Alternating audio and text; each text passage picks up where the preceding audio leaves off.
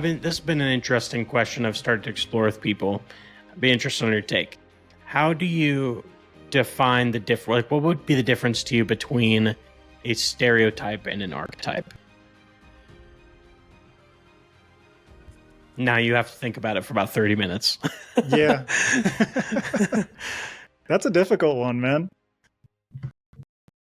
I think it's just like a linguistic application more than anything. They're both very similar things. I think trope as well is a word that has different connotations for different people. Right. You know, so it's like a stereotype, an archetype, a trope. These are things that have been repeated and established. It just depends on the individual person to determine for themselves whether their feelings about a trope or an archetype or a stereotype. So I think it's more just like it's basically just like a linguistic jumble. And you know, I think stereotype more often gets used in a broader context. Archetype generally gets used more in a character context. Trope is the kind of thing that often has a very heavy-handed negative connotation to it. Mm-hmm. So, but for me, it's like an interrogation is a police procedural trope. You know, the superior officer, and you kind of have to have it because if like there's no way to get around it, really. Right, but the thing is, like, some people love tropes. You know, you look at like romance readers; they want those tropes. They want the relationship to develop in certain ways based on the satisfaction that they get from the expectations that they've laid out. And so a trope can be negative or positive depending on the person, depending on the genre. So many different things. For me, like, an interrogation is a positive trope within police procedurals.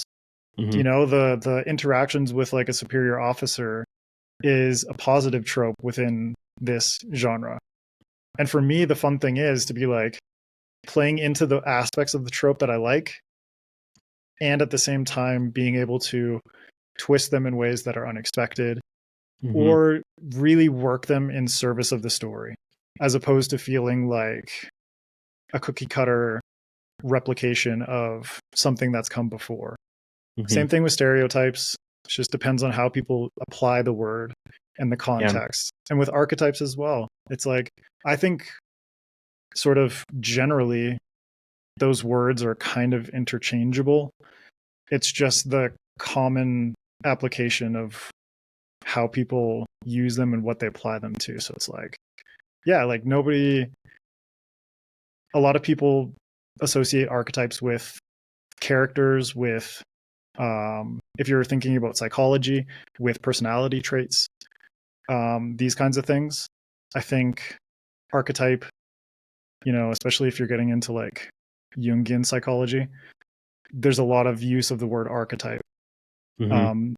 And it usually applies to character traits, personality traits, and how those apply in the way a character achieves their goal over the course of a story, or an individual person in real life is adopting certain traits in order to, you know, live their life. And a lot of it is just in an unconscious way, where it's like, you know, I don't really think about my archetype very often. You know what I mean?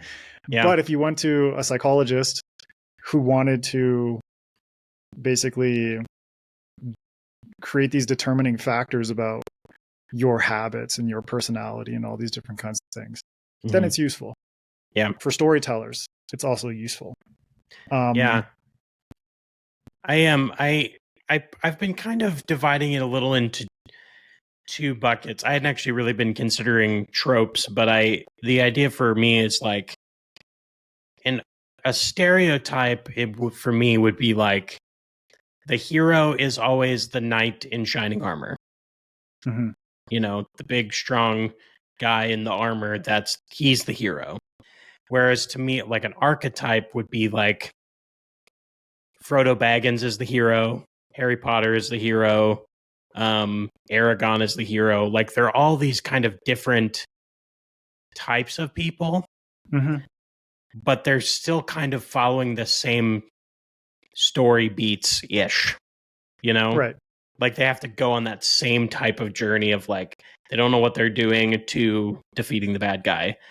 So that's kind of where I've kind of drawn the line, but I don't know if it's right. I don't know if it quite works. Kind of like, yeah, it's kind of like a bit of an arbitrary delineation though, because like even within the archetype of a certain type of hero, for instance, within the archetype are stereotypes. And so it's kind of like different rungs of the same ladder, if you know what I mean. So it's like you can kind of like keep it broad. Maybe archetype is more broad, whereas stereotype is starting to specify exactly what it is. But I think for any writers out there, you know, don't be afraid of stereotypes. Don't be afraid of archetypes or tropes or any of these things. Like you can use them to your advantage. They are tools in your toolkit. I actually think, especially if you're brand new, and this may be controversial, but I think if you're brand new, I think you should lean into them. They're more useful to help you like develop something, and then you can start. I've actually made a video about this on my YouTube about world building, about basically like if you don't know where to start with it, just take all of your favorite things from like stuff you already like and just start mashing it together. So like I did when I first started mine. I basically was like, I like Aragon, I like Avatar: The Last Airbender, I like Star Wars, I like Lord of the Rings. What would happen if I just smashed all that together and see what happens? And then over time, I've slowly like, okay, I want to change this, I want to change that, and like it's because so it started as more of like a complete stereotype or almost a ripoff of like what those things were. And then I changed it to fit what I wanted it to be, you know. Right. But if you don't know where to start, it's a great place. Exactly. It's like reverse engineering is the best methodology at the beginning, because you love these stories. Why do you love these stories? Deconstruct that and figure out like what is it about this particular one, and you can do that across a broad swath of the books and stories that you enjoy. It doesn't even have to be just books. It can be like TV, film, what have you, and just deconstruct those things and figure out like what elements really work for you, and just create your own Frankenstein monster, you know, and it will become more of an individual representation of you over time. But if you don't think about why certain stories work for you, then it's going to be a lot harder for you to write a story where it hits the beats that satisfy you as a writer, which will in turn satisfy the reader more so than if you were just trying to like come up with everything whole cloth and like you know. Well, and there's you have to learn from the people you admire. You have to learn from the stories that you've enjoyed before in order to understand what works best for you as an author. Well, yeah, and there's also like nothing that's ever truly original. Like everything again always has elements of these stereotype archetype thing where like, so you wrote something that has a lot of unique elements to it, but it's still a detective story. Exactly. You know? And at the same time, like I talk about my influences from Jeff Vandermeer, you know, or even in like my pitch for the book, it's like Blade Runner, True Detective, District 9, all three are movies, TV shows that I love, and just like throw that in a blender with Jeff Vandermeer and China Mieville and Philip K. Dick. And those are kinds of like sort of wells of inspiration that I've, you know, filled my cup and drank my fill and took so much from what they've done in order to figure out how could I write Mushroom Blues in a way that would satisfy me as a writer and hopefully satisfy readers as well. It's like nothing exists in a vacuum. You're never going to create this uber original thing. Your whole life and all the things that you've consumed over the course of your life are going to surface from your subconscious as you write a story, you know? Yeah. And it might even just be like an idea that is inspired by something you watched like 20 years ago or something you read like 20 years ago. Mm-hmm. You have no idea where it came from in terms of like what triggered your creative mind to pull inspiration from that particular thing. But those are the most beautiful moments because it's a callback to something that you love. Yeah. Something that you have basically guarded in your little, you know, like the safe that is your brain. You know? It's like it's like your the trifecta. your Gringotts. Yeah. It's like a trifecta of like, if you can write something that readers like, but you can also write something that pushes you as a writer, but then it's also something that you love.